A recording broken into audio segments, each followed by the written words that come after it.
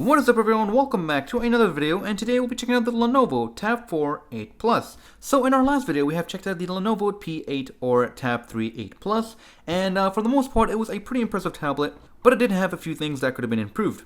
But anyways, let's take a look at this one and see what we have here. And from the looks of it, there are things that have been fixed in the Tab4. So it has the same processor, it has the same display, it's also IPS, except we get 4GB of RAM instead of 3, and 64GB of built-in storage instead of 16, so a big step up. Android 7.1 Nougat instead of 6.0 Lollipop, and lastly, a larger battery, 4850 mAh versus 4250 mAh. So once again, a substantial step up. And we still have the Dolby Atmos stuff with the dual front-facing speakers this time, instead of sideways, which is also very nice. And this time we actually get a fingerprint scanner, which is awesome. So let's finally go ahead and unbox it. And the box here does look much nicer than the last one, but let's go ahead and open it up.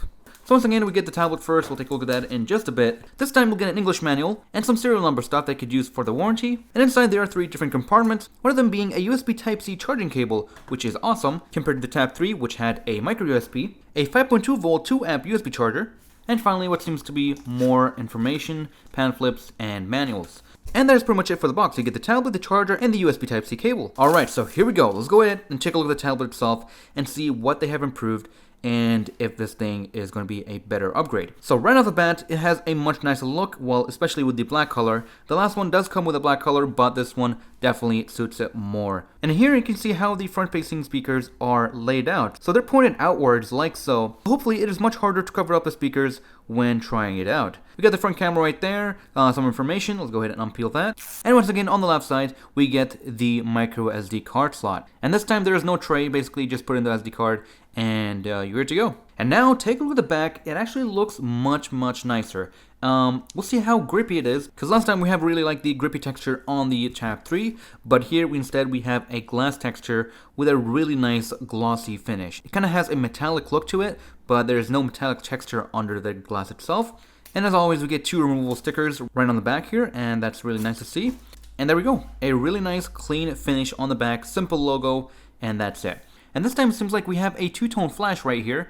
Just like the last one, we have a flash, unlike other tablets, which is pretty cool. On the right side, we got the fingerprint scanner as well as the power button, the volume up and down. They are very distinctive and you can easily tell which one is which. Taking a look at the top, we have the Type-C connector as well as the headset jack. And finally on the bottom, we got a microphone. Let's go ahead and power it up and see what we have here. So first off, let's go ahead and check out what kind of bloatware is installed, if any at all, unlike the last one. So let's take a look here. We got FM radio, we got the camera, Netflix, recorder, Sync It, HD, Share It, Skype, Word, pretty much the Office suite, which is nice to have. And that's actually about it. So the only real bloatware that I see here is Sync It and Share It, if you even use those. So now let's see if we can delete those.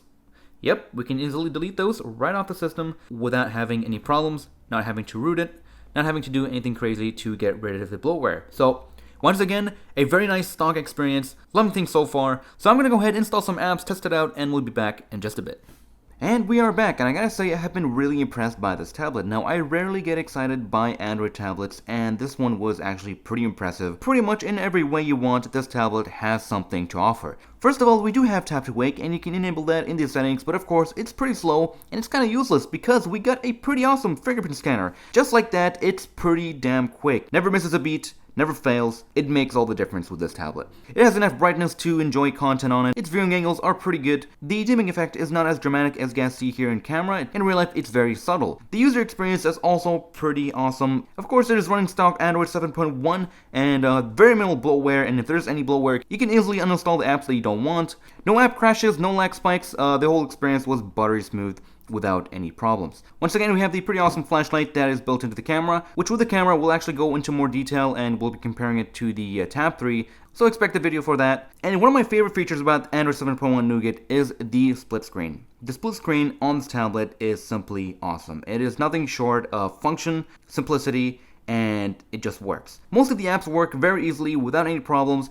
You can simply open up 2 apps just like that. You can resize them if you want, and you can do it in portrait or landscape, and you can easily browse and watch and run 2 apps at the same time. For example, you can have Reddit on the right side, and you can have YouTube, Netflix, Crunchyroll, or whatever you want on the left side. What can I say? It's a really awesome function. Now, I have seen this, and I have had it in other phones and tablets, but it has never worked as good as this one. And that is all thanks to Google for implementing it into the Android OS itself, and it is something that I'm going to be using quite a lot. With this kind of form factor, this kind of weight, and this kind of resolution and aspect ratio, you can definitely get a whole lot done.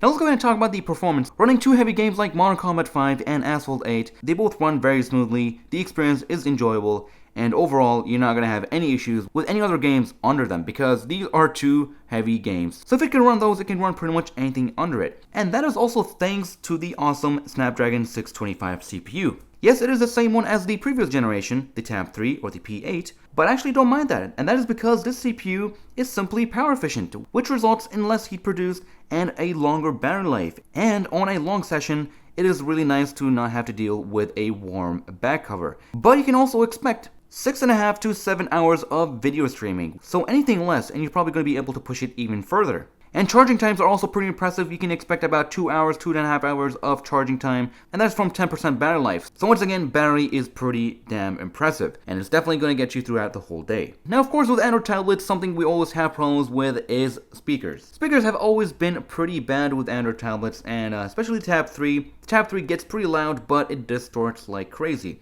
So they actually sound pretty good, and the Dolby Atmos stuff, it does give it a little more effect, and overall, the experience with the speakers have been fantastic. And here's a quick audio sample.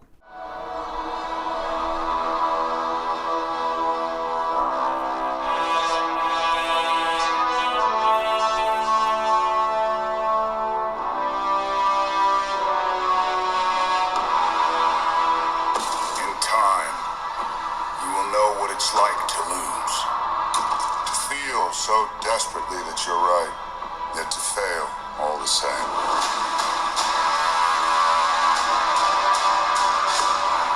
Dread it,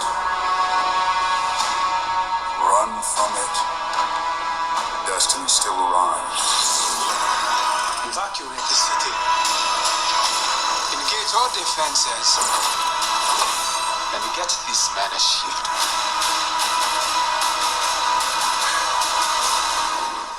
So that's what it sounds like. It's pretty good, but most importantly, how easy it is to cover the speakers. Well, it's actually pretty damn hard, even if you try intentionally to block the speakers.